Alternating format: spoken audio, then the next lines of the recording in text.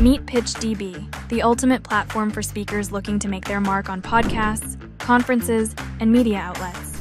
PitchDB provides access to over 3 million platforms, ensuring you find the perfect avenue for your message. With AI integrations, your bios and pitches are tailored uniquely to each opportunity, giving you the edge you need. Join now at pitchdb.com. Welcome to Your Brand Amplified, the podcast where we interview marketers, publicists, and brands to learn their stories, what makes them tick, and tips and tricks that make a difference. I am so thrilled today to have an amazing person who I met, about 3 years ago, Ron, when I was in the world of PR specifically, and you had just launched your product, which has evolved over time, just like I've evolved over time. So today we have Ron Story Jr. from PitchDB here, who also is one of our show sponsors, which I'm so grateful for. So Ron, thank you for being here. No, thanks for having me. I really appreciate it. And I'd love to hear a little bit about your journey into PitchDB, podcast pitching, and using your previous skill set in this thing that's like everybody needs to be using right now, but so many people still don't understand. Well, I think the thing that sets me apart from everyone else that you'll ever hear talking about podcast or speaker booking or press is we've booked more than 10,000 conversations, right? So we send about 80,000 pitches a month for our clients. And that's not including inside of the software. That's just on the done for you side. Yeah. So we know from actually doing it what needs to be done. And then we put that in the software on the other side. So a lot of this conversation will just be kind of recanting what we've done more than me kind of theorizing. I'll just talk about the results that we've got. Yeah, that's fantastic. But how did you decide to start PitchDB in the first place? Yeah, so basically my background is as a financial advisor. So I spent the first 10, 12 years of my life cold calling people. This was before email was even, I remember my first email was didn't even have graphics in 1996 when I first went to college. And you didn't even have a computer. You logged into an email server that the university put in the middle of the hallway. So you had to stand in line to get access to your university. It was called Nelnet at the University of Illinois. So I started off as a financial advisor cold calling. And so I'm a salesperson by trade. And someone asked me one day, hey, can you help me to get more speaking gigs with, your skills with selling? Yeah. And I said, look, I can get you the meetings. I probably can't get you the gig. You have to negotiate that yourself. So that's how I got started. It was just one John Maxwell consultant that was looking for more opportunities. And I just happened to be friends with him. And, 8 years later, we've booked a lot of them. So you started booking, and then you realized, at what point did you decide, but I can create a software that can do this faster? Yeah, so the person mentioned it to me. Well, they were like, yo, can you use this to help me to get speaking gigs? Mm-hmm. I was like, yeah, I don't think it's that difficult. And then afterwards, I'm like, oh, wait a minute. This isn't difficult for me, but it's difficult for them. Right. So I started to realize, wait a minute, how do you all get gigs right now? Just like, we buy a course and they give us this list, or we have to go and do a Google search and build our own list. I'm like, really? You all don't know anything about scraping? You don't know any of this, growth hacking type of stuff? And they were like, I don't even know what you're talking about. Scraping, what's that? So I'm like, okay, this could be an opportunity. So I had just bought a data company at the time. And we hadn't figured out what we were going to do with it. And this just so happened to happen around the same time. So we decided to focus on speaking gigs only at first. Mm-hmm. And so we added speaking gigs and it was going well. The pandemic happened, so we had to add podcasts. And then press just seemed like a natural fit. So now we have podcasts, speaking gigs, and press all in the same software. Yeah. Can you talk us through the software? Because you mentioned done for you, but then you also said in the software system. Yeah. So we started off as done for you because I don't know how to code. I'm not a programmer, right? But I needed access to data, so we bought that particular company. And we didn't know exactly what direction we were going to go. So when this person came up, I said, hey, look, let's build this software. So basically what you can do is you log in to the software, which is common sense, I guess. And when you log in, we're going to ask for your basic name, job title, your website, and your LinkedIn profile. At that point, we're going to use AI to write a bio for you and to start matching you with the right podcast, the right speaking gigs, and the right editors and journalists. So you don't have to do a bunch of searching through our 4 million contacts. So we have 3.3 million or so podcasts, another 50,000 journalists, thousands of speaking gigs, local associations. So the AI is matching you to those automatically. Mm-hmm. You still can search on your own, but the AI is going to take a lot of the heavy lifting off when you first start. After that, you send it an email. You connect your email account and you send that person an email from right inside of the system. So the AI matches you and writes the pitch for you, personalized based on your bio. And that is something that is different than other programs that I've seen, because I've tried so many different podcast matching systems, and some of them are fantastic and some of them are more generic. But many of them, I get really bad pitches from people. I just get pitches that say, oh, the algorithm suggested that I would be good on your podcast. Let's set it up. And I'm like, no. I need to know why you would be good. And so when I've used PitchDB, that's what I love about it is I'm like, I can also listen to the podcast so that I can make sure it's a match. And you don't just have to spit out the AI message. You can certainly do that because it does match, like, what are your qualifications that match what the podcast or the speaking event or whatever is looking for. But you can also personalize a little bit. So you can say, I really loved blah, blah, blah episode, because a lot of times people are looking for that too. Yep. They want to know that you're invested in their podcast and that you're not just cold calling them, because it becomes a relationship when you come on a podcast as a guest and as a host as well. I still am in touch with so many of the people I've interviewed, and I've done for this podcast only, I've done probably 350 interviews so far.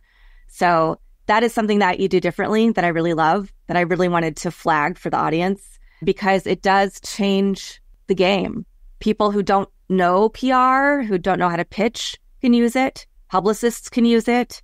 People's teams can use it. And it's not going to be as difficult as the old system of like, all right, I need to really learn how to do this pitch. Am I doing it properly? How do I do follow-up? And it's one-to-one. So it's not mass pitching. People are still getting that. The journalists, the publicists, the podcasters are still getting a personalized relationship. Yep. No, you hit it right on the head. I mean, I'm glad that you could explain that so well as a user. Yeah. As someone who uses it, that's how you know that, okay, I think we solved the problem, because I couldn't have said it better. Like, you described all of the things that we do because of your experience of being inside of it and using it yourself. So I think that people have these ideas in their brain of how things should work, such as AI. Like right now, there's a big push against AI. Oh, I don't want AI doing this. They don't even sound like a real person. Yeah, that's because you bought the crappy AI system, right? You have the bad one. But we've developed something that goes to your website, takes all the copy off of your website. It goes to your LinkedIn, takes all of your LinkedIn posts to learn how you talk about your business. Wow. Right? And then we try to write in your voice. Most other people, they're not doing that. They're just hopping in ChatGPT and copying and pasting. That's not what we're doing. We're trying to make sure that the pitch sounds like something that Annika would write. Yeah. It shouldn't sound the same as what it would write to the same organization coming from me, because we don't talk the same. Right? Exactly. And so that writer's voice is where I think we set ourselves apart. And that's usually where the aha moment happens. Yeah. When someone sees this and, holy crap, I wish I would have wrote this. That's when I know, because we've looked at so many other pieces of data about them that they don't even think about in order to get that voice right. Right. Yeah. I only want to partner with people that I really believe in what their product is. So that's why we knew about each other for 3 years since our initial conversation, but we only recently said, okay, let's see what we can do together and how we can partner. So that's why I'm such an evangelist, and I also love your backstory. You're from East St. Louis, which is not, if you're in the United States, necessarily considered a very safe place to come from. It's pretty tough where I grew up. But then I moved to Columbia, and then I realized that, you know what? I had a pretty good growing up in East St. Louis. Wow. Yeah, because now you're in Medellin. You have some team members in the United States, all over South America. Can you talk a little bit about what drew you to South America? Yeah, so back in 2014, when the whole Mike Brown, Black Lives Matter thing, all of that stuff happened in St. Louis, that was 10 minutes from my house. Wow. Right? So I'm like, wait a minute, this is kind of getting out of hand. Is this going to keep going? Because there was more and more riots and stuff all around the country at that point. Yeah. Right? So at that point, I was like, look, I'm just going to go traveling. I got a passport. I know friends that live in other countries. So I've lived in Honduras, Costa Rica, the Dominican Republic, and then I've been in Colombia. This is year 8 of me living here in Colombia. So, I have a family. Everything is here. So, kids in school, so. So you've been able to really be a digital nomad, if you will, and figure out how to successfully start and run a business. And what have been some of the challenges that you've had running a business from different countries and then also scaling a business that people are still like trying to figure out this world of AI? And there are people who are like podcast bookers, but they don't consider themselves publicists, and publicists want to start learning how to use podcasts, but they're not sure about that world yet. And I can say this as somebody who's a publicist who also understood the power of podcasting probably a few years earlier. So I think that you can dance on TikTok, right, to try to get your business out there. Mm-hmm. But if you're not a good dancer like me, making TikToks and Instagram posts aren't really that impressive. They would laugh at me instead of laugh with me, right? So I would be the buffoon on the camera because I'm not a very good TikToker. I'm not going to be doing this stuff, right? So podcasting allows for a client or even as a publicist yourself for people to know who you are because they're buying a personal relationship, right? Anybody can email somebody and ask to be a guest, but it's the customer service that you provide in your agency that separates you from everyone else, right? It's that experience that they get. So I think podcasting allows someone to try you on before they have to pay you. So when I was a financial advisor, we used to always say, how do you find out your financial advisor is stupid? You give him some money. It's the only way you can try him out. Until he has your money, you don't know if he's an idiot or not, right? Back in 2000, there was no podcasting. So people had to literally trust you with hundreds of thousands of dollars before they found out if you actually could do the things that you told them, right? But now, if you're a financial advisor or accountant or any type of coach or anything where you provide personal professional services, you can go on a podcast for 30 minutes and people will instantly know if you know what you're talking about. Right. So there's some people that are listening to me now that are like, I don't really believe in that. What he does is spam and is this and is that. And I'm like, that's okay. That's from your worldview. But from my worldview and me and my clients, they love what we do, right? Because they get that experience. So I believe that podcasting has become the easiest way for a client to get exposure via referrals. What do I mean by that? Annika, you're trusting me to come on your show, right? Which means you're giving me a referral to every listener. Yeah. I love the way you phrase that. Yeah. When I was a financial advisor, I would ask our clients, hey, can you introduce me to 5 people? And they would be like, I'm not giving you their phone number. I don't want you calling my friends and bothering them. And they're going to be mad you trying to sell them insurance. I don't know if they got any money or not. They would give me all the excuses, right? So that was for 5 people. But yet, if I can show that I know what I'm talking about in a pre-interview, right? You or someone else may be willing to introduce me to hundreds or thousands of people because your audience is trusting you. They're saying, I know Annika's not going to have an idiot on her show. She's probably vetted him to know that he knows what he's talking about before he comes on. So that referral is strong. And I think a lot of publicists miss that because when you're in a magazine, it's not always a referral. Right. Exactly. You see what I mean? A podcast is a personal introduction to an audience. So the value of it is through the roof. And it's a great service for, I think, PR people or PR agencies to add.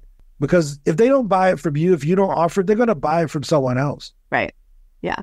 Well, I always come on and talk about podcasting as the only omni-channel form of marketing because you get video content, you get audio content, you get blog content, captions, you get thought leadership that you can post on LinkedIn or on your other socials, on your website, in your newsletter. So, and it's content you can it's evergreen, so people can always find you. It's SEO qualified and creates backlinks, right? And then people can find it and find you anytime, anywhere. You can even, if it's a really great episode where the podcast host puts more money into promotion, then you can also use it as an ad. So it really fulfills every area of marketing and sales. Yeah, I 100% agree. I get about 5 to 10 new leads every week from old podcasts that I've gone on. Right? And I think people underestimate the search intent of YouTube. Right? So when someone is in Google and they're looking for something, they're looking for that thing. When someone is in YouTube looking for something, they're looking for that thing. When you're in Instagram, you got to be interrupted from looking at other stuff to get, nobody's going to, I'm going to look on Instagram and learn how to start a podcast. Nobody does that.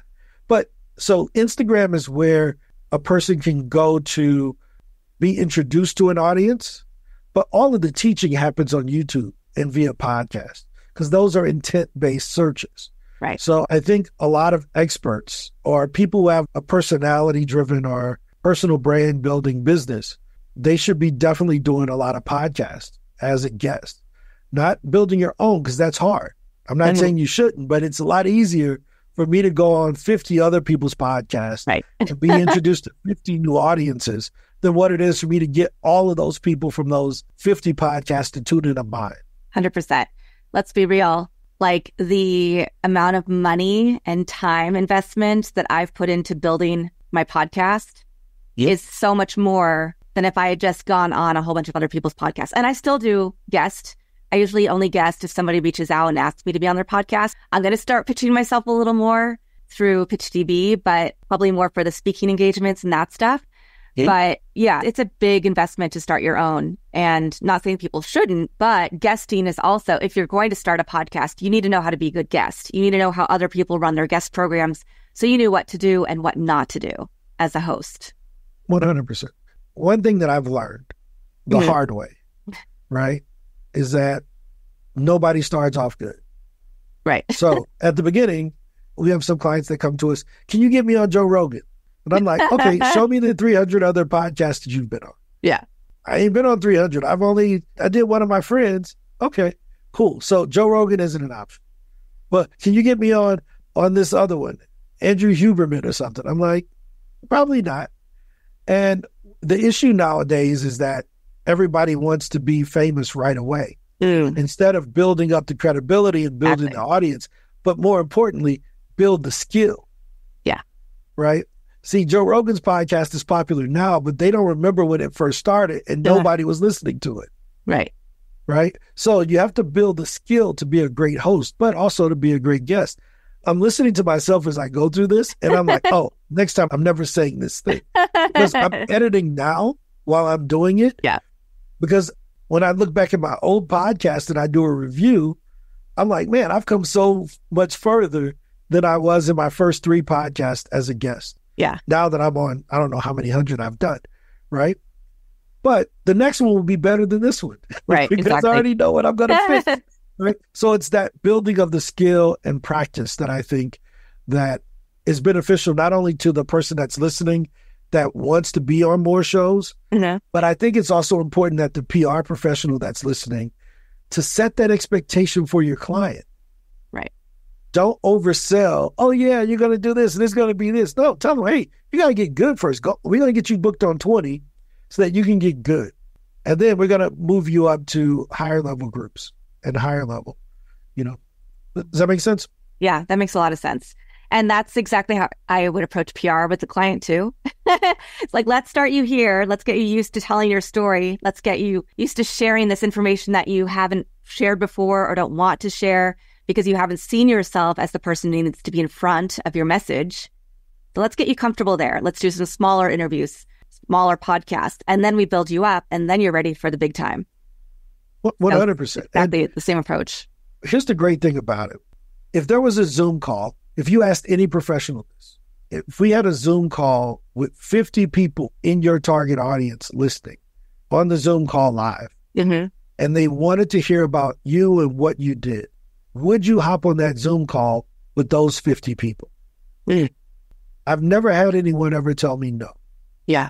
They all say, they're in my target audience? Yeah, they're in your target audience. Exactly. They're there? Yeah. It's 50?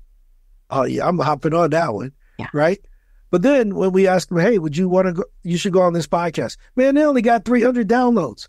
That's 6 times more people that would have been in the Zoom. Right, exactly. Right? But they're the same people. They're just not listening live. They're listening asynchronously. Yes. So if you can't sell to that 300, you're not going to be able to sell to 300,000. Right. So I'm a firm believer. Just go on the smaller ones. Yeah. Get good. Be able to close there, and then the world changes. Yeah. I mean, I'm living proof of it. We have 2,000 clients that have paid us, and it's all been from podcast guesting. Amazing. We don't run any Facebook ads. We don't run any Google ads. We only go on podcasts. That's a true testament to the power of podcasting. So, Ron, I know you have a lot of other initiatives going on in the company that are helping people. So would you be willing to talk about that for a minute? Yeah. So a couple things that we do. So most of our staff is from Latin America. So one of our main focuses has been hiring English-speaking Latin Americans, because Colombia has been so good to me. But I know that I think minimum wage here is about $250 a month. And that's hard no matter where you are, no matter what the economic situations are, that's difficult. But the issue is that there aren't a lot of people here who speak English. Okay. So in order to, kind of push more of a higher economic opportunity, we try to hire people who are English speakers who may not be able to source American work. Right. So that was our main initiative. So all but 2 of our employees out of 22 are from Latin America. Our goal is to continue to hire Latin American women that speak English to become podcast bookers, right? So, we have a goal of 250 women that we want to hire in the future that will be podcast bookers that will, either run their own businesses or work with us. I'm like, I actually think I have a couple of referrals for you.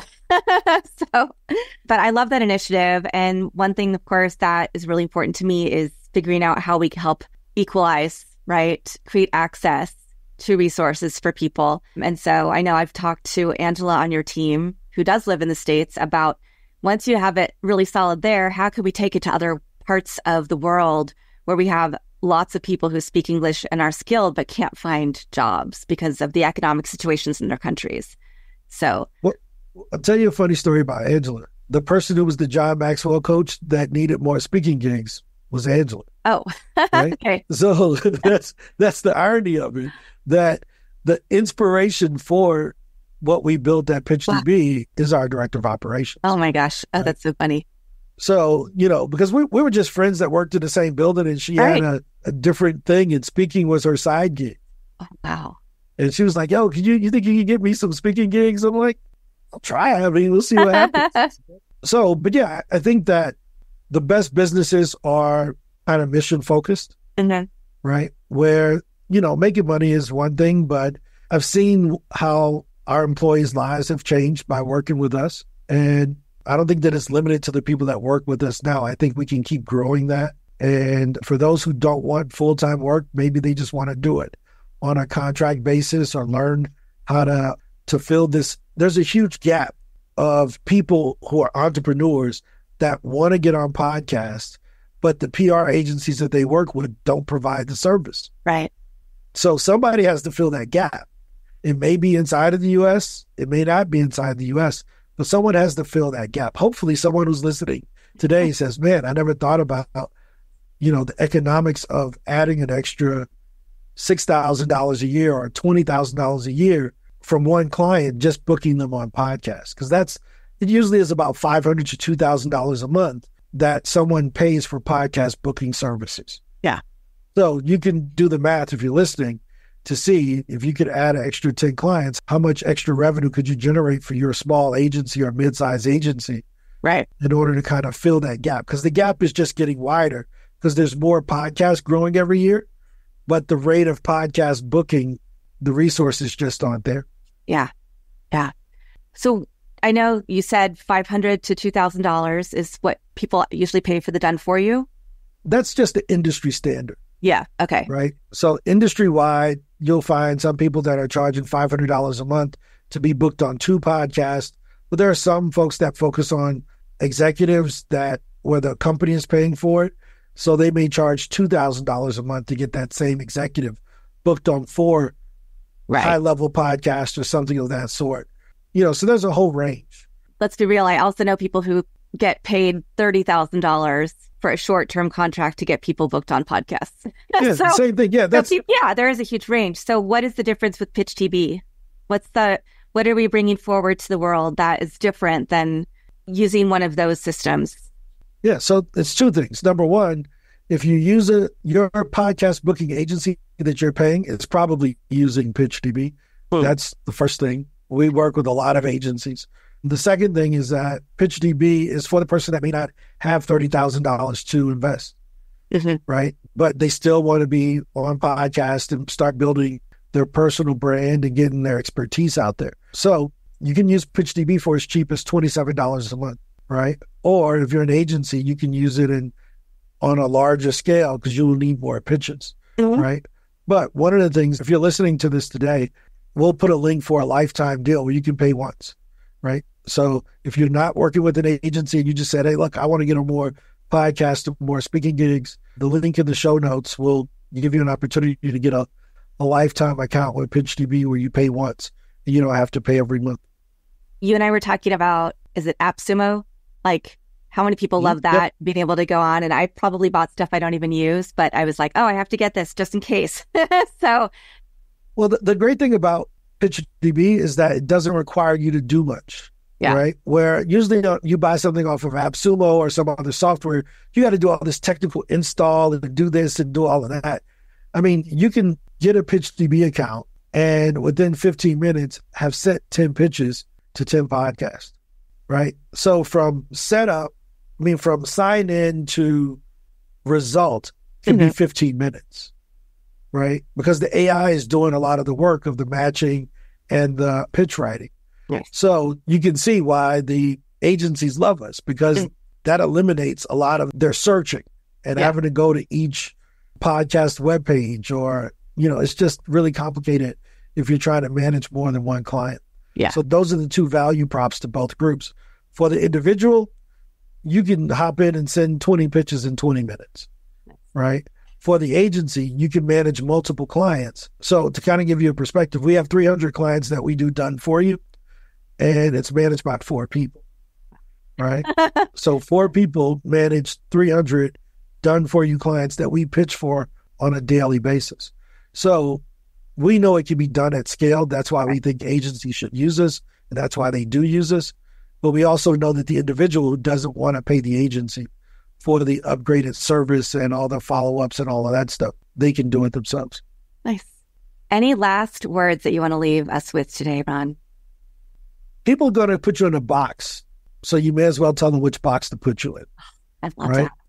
So, people who knew me from 10 years ago, oh man, I want to get your opinion about this investment I'm about to make. I'm like, dude, I don't do financial advisory work, right? The people who knew me from 5 years ago would say, hey, man, can you help our company set up our sales systems? Because I was doing that type of consulting work at that time.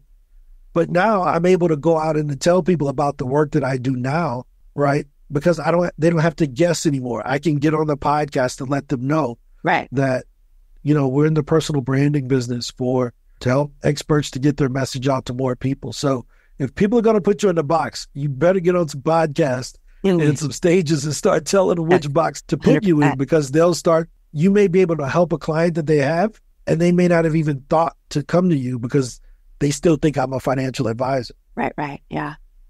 Awesome. You just gave us a really good quote, but I always ask my guests, last question, you have a favorite quote, mantra, family motto, verse, words of wisdom? I got a lot of them. What's speaking to you right now? Do it. Just do it. Nike is the easiest thing, right? Just do it. I mean, we have all our fears in life, but eventually, if we don't do it, someone else is going to do it for us. Yeah, exactly. So if you don't get out and share your message, someone who's less qualified than you will use PitchDB and get that message out and get that customer. Yeah. If you don't add podcast booking to your agency, an agency that you despise, I had a lot of PR guys tell me, podcast booking is low level. It's low level. We would never do that. And I'm like, only if you knew what our 300 customers, the revenue we generate from that and the results we generate, you probably would have added to your agency. So a lot of you all have all the skills. You're just not getting in front of the right people or having the right tools. Exactly. So hopefully that's encouraging. I wasn't meaning to kind of preach. But it's the facts. I've been beat by people that I think I was better prepared to compete with, but they just did it. They just got started while I was still thinking about it. Yeah. So if someone wants to get the lifetime deal, they can go to www.pitchdb.com/Anika, ANIKA, and you will find the lifetime deal there. Cool. And if anyone wants to actually speak to Ron, figure out how you can work with him further, then happy to pass on his info as well. I know I've been sharing it with a lot of people because I really believe in the system and I just love the work that you do. So thank you, Ron, for being here and doing so much, not just to make an impact for people who are trying to get on podcasts or speaking engagements or in the press, but also to the lives of so many women who have skill sets, but just are in a country where they can't get paid a lot more. Then, you're opening up opportunities in so many directions. Well, I'm glad that I can help, and thanks for all of your support and your help along the way. Yeah, of course. Been very valuable. Thanks for the referral to all of the people who are listening. Happy to give it. And thank you to everybody who's watching or listening to this episode of Your Brand Amplified. I'll be back again with another amazing guest tomorrow to help you figure out how to streamline your business, how to use all of the tips, tricks, and hacks from my experts to make your life a little easier. Want more? Check out amplifywithanika.com or follow me on socials at amplifywithanika.